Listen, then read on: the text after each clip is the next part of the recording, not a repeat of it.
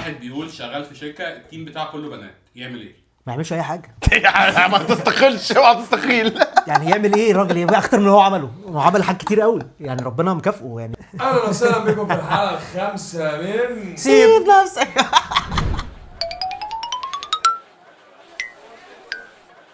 عشان انا عايز الحركات اللي انت بتعملها دي بتاعت شيمي. لا، ما انت تقول سيب بنعملها. نفسك سكيتو. والحلقه دي على حاجه كنتوا مستنيينها من زمان، طلبت مننا كتير قوي، فقررنا ان احنا نعملها لكم. ايه اللي احنا حصل؟ بنعملها على فكره عشان المديرين مش عشانهم هم. حصل. يعني دي حلقه دي المديرين عن مواقف حصلت لك مع مديرك في الشغل او في الشارع او في اي حته، او يعني اي حته. فلو انت مدير خش اتفرج، ولو انت كمل موظف الفيديو للاخر. حكيت لنا الموقف، خش اتفرج. لا بس المدير ليه يتفرج؟ عشان يستفاد بقى، عشان يعرف اللي بيعمله في الناس. عشان ما ونخش نصحش، يلا على عشان مش هنصح حد بعد كده. فقرة الموقف. ومعانا اول موقف ويقول الو. انت كنت محتاج تراي اللي قبلها فعلا. شقطته من غير ما اخد بالي، خدت بالك؟ خش معانا اول موقف. مديرتي القديمه جات لك على الطبطاب، كانت صعبه قوي، هم كلهم صعبين. انا يعني دي مش نصيحه والله، دي مش نصيحه، بس المديرين دي مش نصيحه، بس مديرين الست ما ينفعش يشتغلوا مديرين. بس كمل. بص، من حق كل جنس انه يشتغل اي حاجه عايزها، لا، سواء مش من كنت حق ست طبعاً. او راجل او اذرز. يعني ايه من حق؟ تقدر تشتغل اي حاجه. يعني ايه من حق؟ لا مش من حق، مش من حقهم. ايوه قول كده، قول صح، قول كده. ما انت عارف انه صح. انا بفرم دلوقتي. تاكل عيش؟ لا انا اكل عيش في الحق. خش. هاكلهاش من الفرن.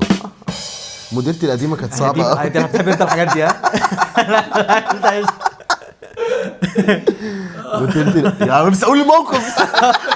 موقف الاول قول يا صاحبي. اذاعه مدرسيه قول موقف. بس انا بتشائم لما بلاقي في ست مديره. معلش هات موقف راجل يا عم الاول. ابعت لك حاجه حلوه. مديرتي القديمه كانت صعبه قوي، لما مشيت من الشغل جابوا حد مكاني، وبعد شهر ونص قفل تليفونه واختفى، وخلى مامته تكلمهم وتقول لهم انه مات. انت تقول وانا كمان كنت مستنيك تخلص تاخد الورقه. قلت تاني. مديرتي القديمه كانت صعبه قوي، لما مشيت من الشغل، لما هو مشي من الشغل جابوا حد مكاني. حلو. وبعد شهر ونص قفل تليفونه واختفى، وخلى امه تكلمهم تقول لهم انه مات عشان ما يرجعش الشغل. صعبه، هي كانت صعبه. هو انا جربت الموضوع ده. بص يا جماعه، لا مش انا اللي كاتبه، بس ما كانش حد يكلم حد. هو حازم حاليا في البدرشين وانا مسافر كندا، نفس الموضوع ده بالظبط. عشان اهرب من الشغل يعني هو رحت كندا. هو انا اللي سبت الشغل وهو تقريبا هو اللي رحت كندا. يعني الستات المديرين. بصوا يا جماعه، هي الهرمونات بيشتغلوا ايموشنال قوي. هي الهرمونات. انا عندي هي الهرمونات. شفت بقى، ما انا عشان كده بقول لك ما ينفعش. يعني ايه بقى؟ يعني ازاي مثلا؟ يعني مثلا حط لي مثلا ست سواقه مثلا، ما بتحصل وفي موجودين، مش لازم نفصل. خش صح. انت عارف ان كلمه كاميرا دي طلعت كلمه مشهوره في يعني هي اصلا كلمه اتاصلت في شبرا، وفي قبائل بتقولها. يعني انا ما دي قبائل اللي جنب العزبه. ايوه بالظبط. احنا كنا واقفين من كام يوم كده، انا وخمسه اصحابي، وكلنا قلنا كاميرا في نفس الوقت. كاميرا؟ وقال لي هتقف قدام الكاميرا، وانا اقول له انا بقف قدام الكاميرا. هو القاعه اللي جنبكم في شبرا عند فيها كاميرات. هي دي اللي راح فيها مروان مشاكل. بجد والله العظيم. يا نهار ازرق. مروان مشاكل. اي حاجه مش بس دي قاعه زباله. دي قاعه الفور سيزون.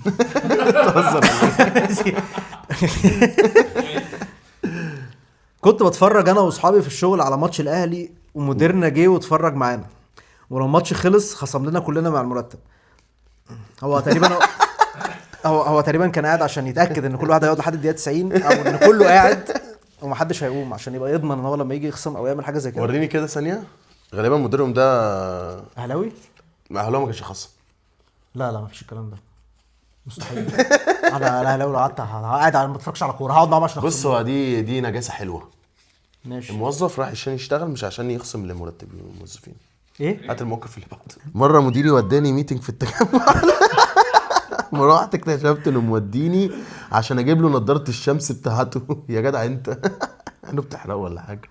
هو جاب له نضاره شمس؟ لو ده انت غالبا. هو مش يعني لو نظر كان عادي الموقف يعدي. لو لما نظر شمس الصراحه بتعدي. حقه، وانت المفروض انت اصلا من نفسك اول ما تبص له كده اي مدير تقابله تقول له انت لابس نظاره، يقول لك لا، لو مش لابس نظاره هاتها له. الا لو مدير اسمه حويله احذف.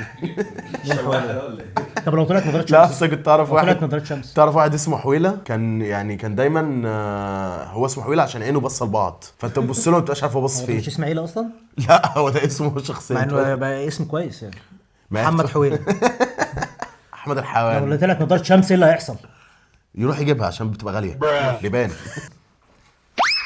يا ابن اللعيبه. سقف يا جدعان، سقف يا جدعان، عايز الكرامونه بتاعت اول مره في شوط. انت فاكرني الدقيقتين اللي قعدتهم جوه دول على الفاضي؟ انت ليه قريتها بالعكس يعني فتحتها على الابيض؟ عشان هي كل انت الحبل السري؟ لا يا اسطى عشان والله احلى حاجه على الابيض. كان عندنا مناسبه في الشغل ومأجرين شاشات، تمام، فجبنا كهربائي يركبها، ومره واحده حاجه ضربت والكهربائي راح وقع على الارض. انت عارف انت المواقف دي تلاقي مثلا اتخشب كده راح نازل بوشه في الارض. واحنا بنشوف ماله، مديري كلمني وقال لي في ايه عندك؟ قلت له عم سيد وقع. قال لي الشاشه حصل لها حاجه.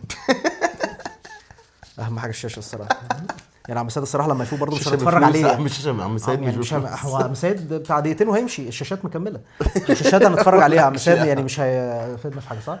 مقشه وجروبه، وكان لي عم سيد على جنب وكمل لي الايفنت يا ابني. كلامك يا شيمي روح لم عم سيد من جوه.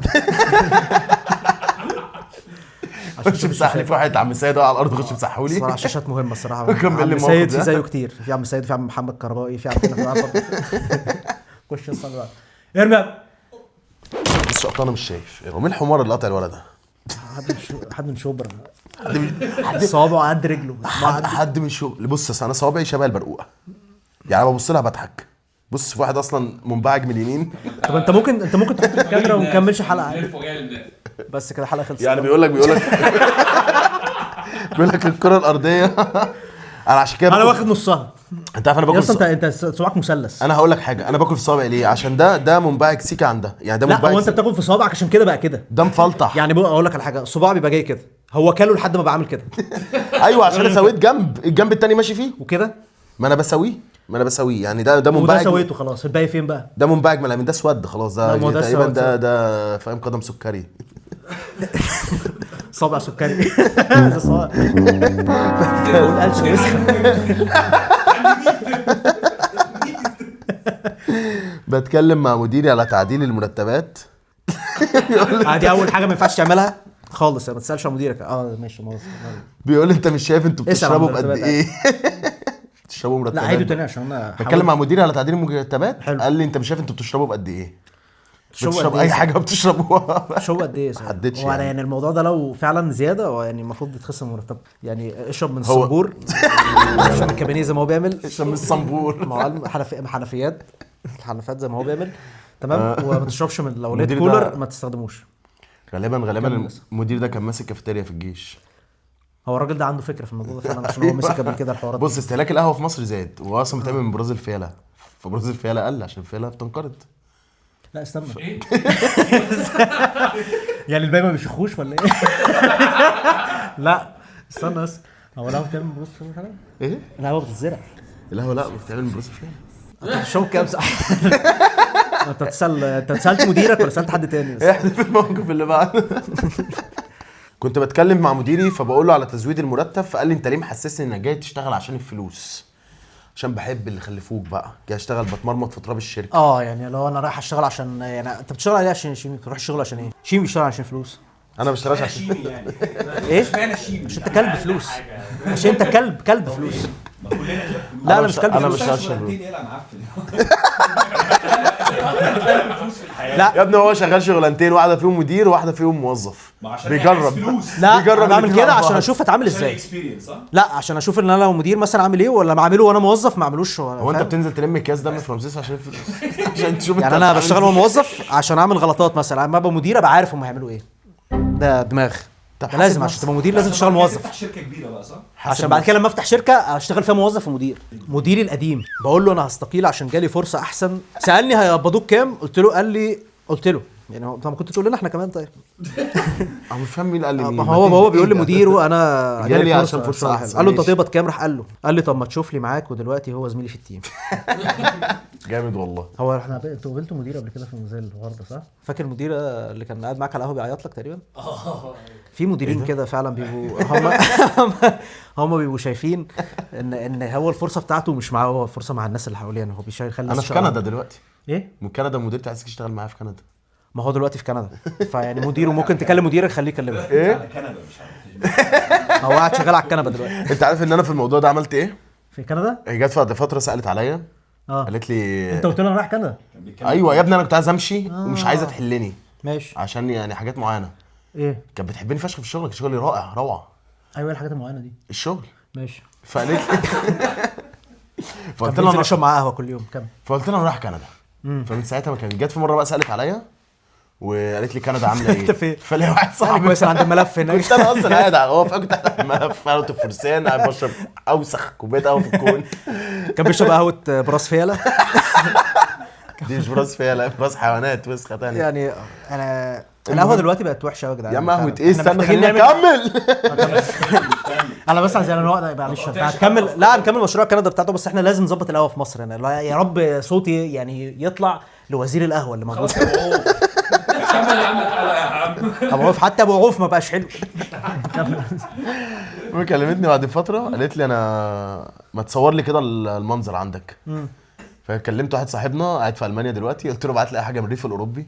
ما اعرفش ليش، ما اعرفش كندا فين والمانيا فين اصلا. بتقول لها انا في ريف اوروبا ما كنتش صور لي اصلا صور اقسم بالله صورتها في الزريبه كان هيبقى احسن. هو انت في اوروبا اصلا تصوروا هناك احسن. ورحت ورجعنا لكم في فقره الثانيه، فقره الاسئله، وكل اللي نفسه في حاجه انت لسه محتاج تعمل اسامه منيب. كل اللي نفسه حاجه يسال. اتفضل يا استاذ جيمي، ومعانا اول سؤال. معانا اول ضيف سؤال حد متعسر جدا مع مديره. الحاج جيمي المعد هيقرا لنا الاسئله عشان احنا ما بنعرفش نقرا. قول يا حاج جيمي. ماشي. السؤال الاول. سؤال لا. واحد بيسأل ازاي اضرب مديري من غير ما اترفد او اتحبس. حقك. حلو. هقول لك سهل. تضربه ازاي. حلو، قول انت وانا هقول بعدين. هتقول كل تضربه واحد ازاي؟ بقى ودماغه. هتكسعمه كده. لا المايك. طيب عرفنا كده طريق. عرفنا كده ذوق اسلام. طيب احنا انت عايز تمسكه تضربه. حلو. بص بصراحه انا بصغر. انصح بقى. تنصح مين؟ لا ما تنصح. هقول له يضرب مديره ازاي. ماشي بس ما بص يا باشا، تنصحوش. لا قول له يضربه دي ازاي. نصيحه ان انا اضربه. بص يا باشا انت هتعمل ايه؟ اول حاجه هتطلع فوق البيت، هتقول لامك تعمل لك تمسك كريشيه كده، تروح عامله لك ماسك كده زي بتاع توليت، تمام؟ بس ما تخلوش توليت. تقول ايه؟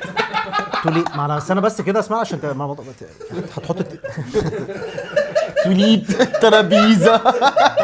وانت هتضربه بالترابيزه يوم الاربع الساعه 4. ولازم يكون في كاميرا بتصور. كاميرا اسمه كاميرا. اسمه كاميرا. ماشي يعني بلاش ماسك توليت، ممكن نلبس ماسك. ويني ذا بو. ممكن نكلم الواد عبده نجيب عنده اي ماسك عشان عنده ماسكات كتير في البيت. المهم ان انت تريخ في وشك وكمان وتطلع بره كده عادي جدا بعد الشغل. اوعى تبقى قبل الشغل. بعد ما الشغل يخلص هينزل هيركب عربيته، لازم تبعد شارعين، تمام؟ والشارعين دول اول ما يبعد على طريق بتاع هتقف قدامه بالعربيه يا باشا. اول ما معكش عربيه ارمي نفسك قدام العربيه واضربه ضربتين وخلص. بس لازم يكون في سبب. خش على بعض عشان انت عارف انا بصغر اه بالصغر، يعني انت ممكن تصغر له فاهم؟ بالضرب يعني. بالصغر تصغر له. يعني ايه؟ يعني السؤال الثاني. هو عايز يتضرب. كمل مثلا. السؤال الثاني. واحد بيقول مديرتي كل يوم بتخش عليا في نفس الوقت تلاقيني نايم، ازاي ما تقفشنيش؟ تاني اصحى. واحد بيقول مديرتي بتخش عليا كل يوم في نفس مديرتك. الوقت تلاقيني نايم. مديرتك. بتخش عليا كل يوم. اولا كل يوم. تلاقيني نايم، ازاي ما تقفش؟ اولا هتنقل مكتبك من اسيوط. هي بتخش على المكتب صح؟ بتخش تلاقيه نايم في نفس الوقت كل يوم. هو بقى بيقول لك ازاي ما تقفش؟ طب انام قبلها بساعه بقى. هقول لك انا عارف توم وجيري كان بيلزق لزقه كده على عينه ويعمل اللي هو المشبك ويحط يرسم بالقلم على عينه، وبعدين تطلع على البقال تجيب حب العزيز وحبه البركه وحبه شمر. حطهم في عينه يعني. اعمل حلقه كامله عن حب العزيز. حب يا صاحبي اصحى يا حب صاحبي، العزيز؟ راح تقبض فلوس عشان تشتغل. اصحى اشتغل بقى ما تبقاش وحش. انا سافر كندا زي. طب ماشي احنا دلوقتي عايزين هو دلوقتي بيسال سؤال، هو عايز ينام وهي ما تاخدش بالها. تنصحه ليه دلوقتي؟ اظبط ما منبه. تصحاش يا صاحبي. لا عادي نام جدا. نام ايه؟ نام جدا. نام. حلو. هتدخل عليك المكتب، اول ما تدخل عليك المكتب هتصحى، تمام بس كده. خش السؤال اللي بعده بيقول واحد بيقول شغال في شركه التيم بتاعه كله بنات، يعمل ايه؟ ما يعملش اي حاجه. ما تستقلش، اوعى تستقيل. يعني يعمل ايه الراجل؟ يبقى اكتر من اللي هو عمله، هو عمل حاجات كتير قوي يعني، ربنا مكافئه يعني، منزله انا في حاسه متضايق. يعني هو عايز يعمل حاجه عشان يبعد ولا عايز يعمل مش عاجبه الوضع ده. هقول لك يعمل ايه، غير ميوله، بيحب البنات. هو اكيد متضايق. اوعى تختار لما بيقول لك انكر جنسك ذكر او انثى او اذرز، اوعى تنكر على الاذرز، وحاول تبقى بني ادم سوي او بدل معاه، عشان انا مكتبي كله رجاله. لا هو عنده حريم كتير عادي جدا. ما عنديش، ما تقولش كده. ما اقولش كده ماشي عادي، مش هقول كده وعارفهم كلهم عادي. مديري كل ما بيشوفني يكشر في وشي. بحق بصوا، ده ما دي حاجه وحشه. انا لما بشوف الناس شغالين معايا يعني يا ريتها تيجي على قد التكشير. حقه يكشر. واحد مضروب 30 صرمه على وشه وصاحي من النوم الصبح، راح عليه تاسكات قد كده، وغالبا بيبقى متجوز ومراته مطلعه عيني اللي خلفته، وابنه غالبا متبرص في وشه الصبح، فالراجل نازل تعبان. انت عندك مشكله معاه. هو عندك مشكله مع الاخراجات كلها، يعني محتاج تحقق. هو تقريبا ما شافش قهوه حلوه لحد دلوقتي. فاحنا دلوقتي يعني اصل تخيل انت متجوز مش عارف تنام يا صاحبي، ما المدير زي الموظف، ما التاني برضه بيصحى الصبح ومتضايق وزعلان وطهقان. بس انت الريسبونسبيلتيز بتاعتك اقل منه. انت رايح تعمل اللي عليك وتمشي، هو رايح بقى يتابع عليك غير شغله، فهو تخيل بقى يتابع عليك وانت شغلك زي الخرا قطران. ما طبيعي يبقى قولها باصص بقى لك قولها بقى، يبقى هو اكيد عاملين حاجه وسخه في الشغل. اما لو مش عاملين حاجه وحشه وهو بيبص لهم بقرف، ممكن هو شخصيته كده. كده انتهت حلقتنا النهارده، والحلقه الجايه هنقول لكم عن ايه في الستوريز، وهننزل لكم هاشتاج تكتبوا عليه المواقف بتاعتكم واستنونا في الحلقه الجايه. هاشتاج يكتبوا على المواقف. خش على هاشتاج. لا يعني هتكتب مثلا جماعه النهارده الصبح صحيت من النوم لقيت عندي اسهال فما رحتش الشغل. هاشتاج سيب نفسك. عشان تبلي، عشان اسرش انا عليه على كل المواقع الالكترونيه، على كل مواقع التواصل الاجتماعي، سواء فيسبوك، تويتر، انستجرام، يوتيوب، بلوتوث، سناب شات. واعملوا سبسكرايب وفعلوا زر الجرس، وسلام عليكم.